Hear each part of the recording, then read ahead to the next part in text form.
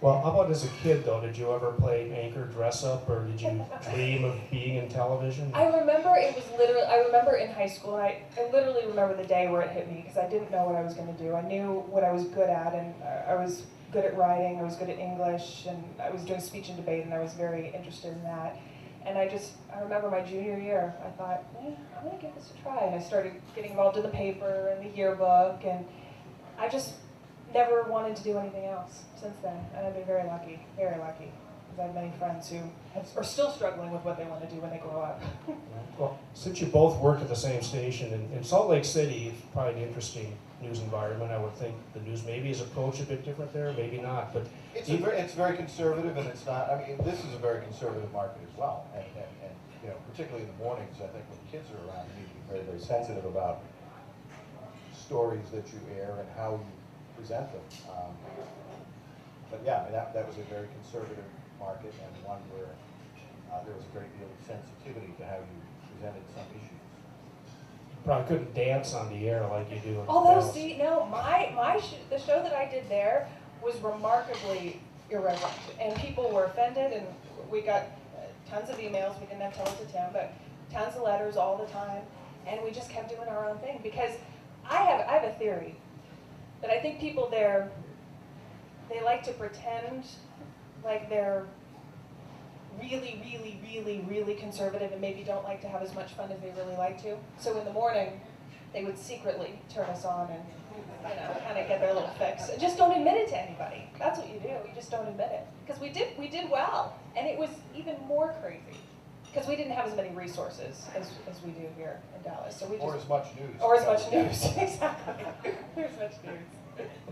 I'm just imagining little Mitt Romney watching the show. Exactly. He's so proud. Now, the other area, you guys get asked this all the time, and you kind of address it in your bios, is the hours, which to most people are brutal.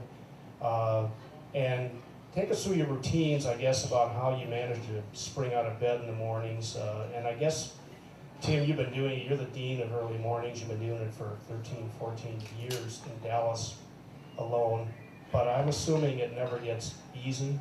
No, you never get used to it. I get up at between 2:30 and 3, and then get to work about an hour later. There's just so much they can do with a face like this. So it doesn't take much to get it ready.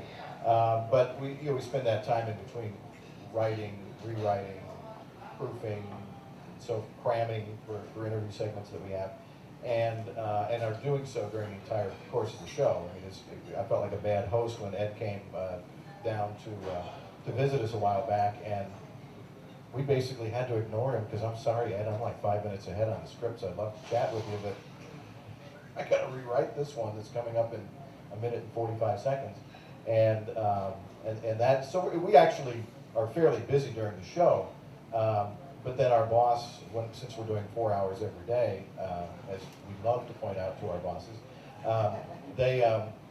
they're very nice about just saying, look, when you're finished for the day, when you have nothing else to do, leave. Have no guilt about the 8-hour workday because these hours are terrible, and that's terrific. You go home, get some errands, runs, whatever you need to do, and I'll go home and usually have lunch with my wife and go upstairs and take a nap, and until sometime close to dinner time, get up, have a little bit of family time, watch some primetime television like real people, and go back to bed. He does a split shift. I don't know how you do that. Where he literally does, you can do what, 3 hours in the afternoon and then three and 4 hours at night? Yeah. Crazy. I don't know how he does it. What's your approach? So yeah, I've been trying to. Well, you've been trying a lot of different. I've been trying a bunch of different approaches. Yeah, and the ambient approach. Exactly. I know. My latest one is now I've given up the nap. I did the nap thing for 4, 5, 6 years, and now lately I've given up the nap, and now I'm trying to go to bed earlier at 6 o'clock at night because I still need 7 hours of sleep altogether.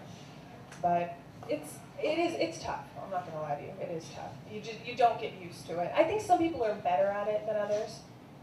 I've had friends who've done this job who can live on 3 hours of sleep a night and are perfectly fine. I'm not one of them, unfortunately. You know, another area I think people, when I first started doing TV here back in the prehistoric ages, 1980.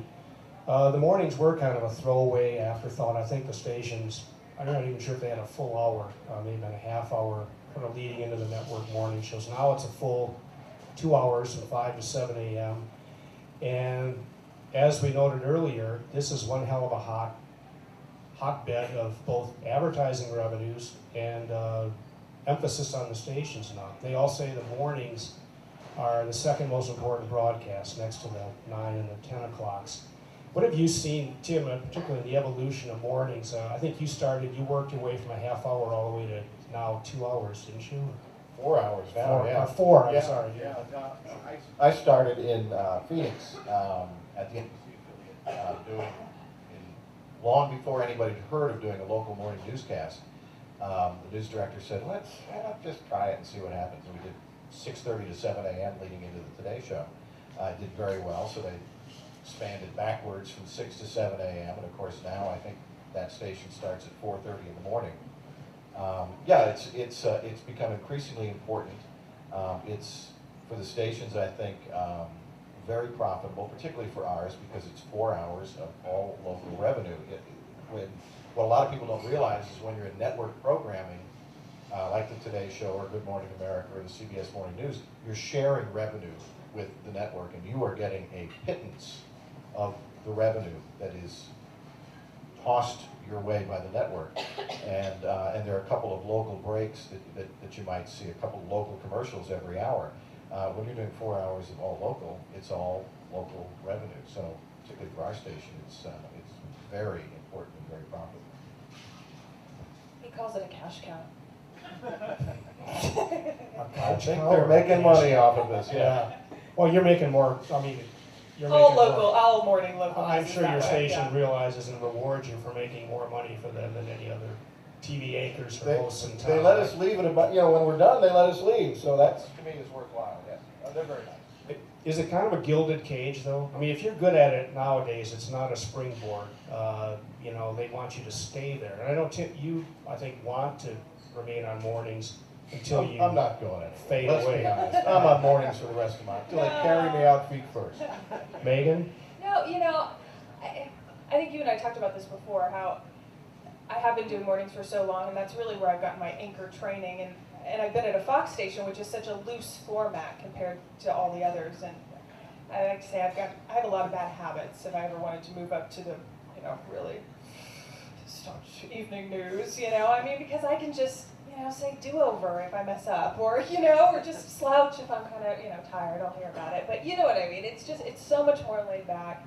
And it's fun. I mean, I've done the evenings. I filled in on the evenings before, and it's a different experience, a completely different experience. It's not as creative. I enjoy the mornings, but yeah, the hours are tough. So I'm not sure.